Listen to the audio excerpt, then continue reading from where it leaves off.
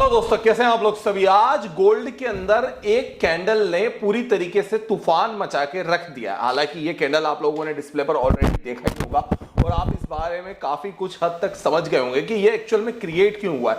The reason just because of this candle is one thing, CPI का data. अब CPI का जो data आया उसके बाद से मार्केट के अंदर एक अफरा तफरी मच चुकी है। हालांकि गोल्ड पहले ही काफी ज्यादा तेजी से चल रहा है। अगर मैं गोल्ड की बात करूं ऑलमोस्ट, तो गोल्ड ने 5 सालों में 80% से ज्यादा का रिटर्न, पिछले एक साल में 40% से ज्यादा का रिटर्न, पिछले अगर मैं सिर्फ 3 महीने की बात करता हूं, 6 महीने की, तो यहां पर 24% से ज्यादा का रिटर्न देखने को मिला है। एक हफ्ते के अंदर 10% के आसपास का रिटर्न हुआ है।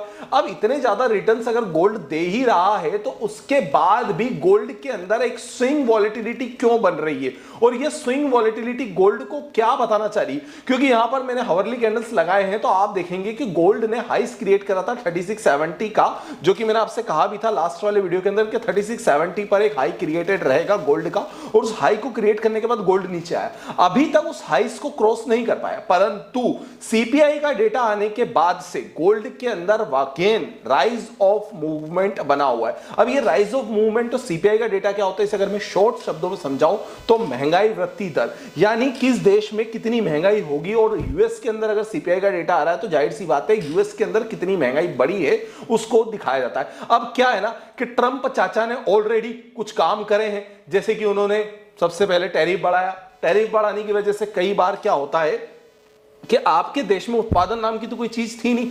अब आप हर चीज चाइना से, इंडिया से, वियतनाम से, कंबोडिया से, पता नहीं ना जाने कितने छोटे छोटे देशों से आप इंपोर्ट कर रहे थे और आपने उन पे इंपोर्ट ड्यूटी लगा दी। इंपोर्ट ड्यूटी लगाने का सबसे बड़ा खामियाजा अगर किसी को उठाना पड़ता है तो वो आपकी देश की जनता को उठाना पड़ेगा, और आपकी देश की जनता इस चीज से बिल्कुल अभिक्त नहीं है, यानी कि उसे ही खामियाजा उठाना पड़ेगा महंगाई का। और महंगाई बढ़ी और महंगाई का डेटा बढ़ा तो यहां पर गोल्ड के प्राइस बढ़ेंगे, क्योंकि जाहिर सी बात है सबसे सेफ क्या है, गोल्ड। एक और तरफ जो बात निकल के आती है वो आती है अमेरिकन बैंक्स की लगातार खरीदारी गोल्ड के अंदर बढ़ती जा रही है। यानी अगर मैं गोल्ड के लास्ट 3300 के मूवमेंट से देखता हूं तो ये मूवमेंट एक तरीके से उसी कंडीशन में सस्टेन हो सकता है जब कोई ना कोई गोल्ड को लगातार कंटिन्यूसली खरीद रहा हो। कल मैंने भी ये बात करी थी यार, गोल्ड के अंदर खरीदारी का दम बन रहा है और ये दम भरते भरते 3800 तक लाने के चांसेस फुल बन रहे हैं। अब यहां से इंट्राडे ट्रेडर्स को क्या करना है, ट्रेडिंग की फ्लाइंग चार्ट्स क्या बन सकती है और व्यक्ति को ट्रेड किस तरह से करना उस पर समझना सबसे बड़ी बात है। लेकिन उससे भी बड़ी बात यह है कि अगर आप गोल्ड पे ट्रेड करना चाहते हैं तो आपके लिए क्या खास है। तो आपके लिए खास यह है कि if you are a gold trader, if you are a gold trader, और अगर आप ट्रेड करना चाहते हैं, गोल्ड ट्रेडर बनना चाहते हैं, तो आप मुझे इस नंबर पर 9301723368 इस नंबर पर मैसेज करें ताकि मैं आपकी पूरी मदद कर सकूं। देखिए गोल्ड के ऊपर सीधा सा हिसाब यह है कि अगर 3670 के लेवल को गोल्ड ने क्रॉस करा तो 3820 तक गोल्ड इजीली जा सकता है और इसके जाने की संभावनाएं बन रही है।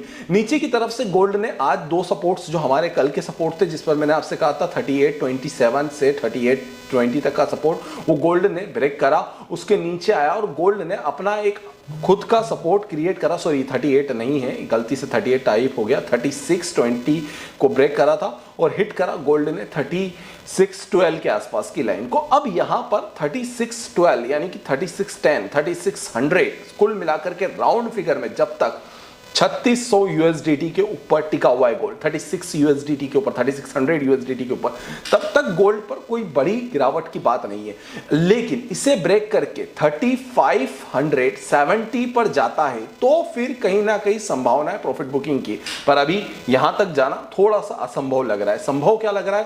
संभव लग रहा है 3670 का ब्रेकआउट हो जाना, और 3670 के ब्रेकआउट के बाद में 3720 से क्रॉस होता हुआ 3820 तक जाने की बात लग रही है। मैं 3800 की बात इसलिए नहीं कर रहा हूं क्योंकि मेरे को लगता है कि 3800 जल्दी हिट हो जाएगा और 3820 तक गोल्ड इजीली जा सकता है।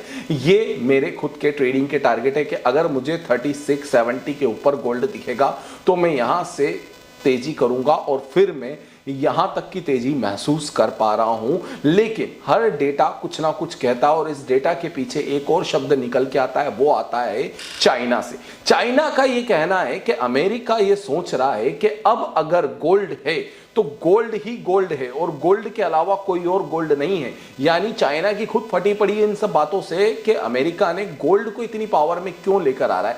गोल्ड की पावर का सबसे बड़ा फायदा सिर्फ और सिर्फ अमेरिका को ही नहीं मिलेगा, बल्कि उन सभी देशों को मिलेगा जो एक एसेट यानी कि फिजिकल एसेट्स में होल्डिंग करते हैं। देखिए, यूएस का सीधा सा ही हिसाब होता है, यूएस से बड़ा ट्रेडर मुझे इस वर्ल्ड में कोई और नजर नहीं आता। देखिए, सरकारें आती हैं, सरकारें जाती हैं, लेकिन यूएस की गवर्नमेंट खुद एक ट्रेडिंग गवर्नमेंट है।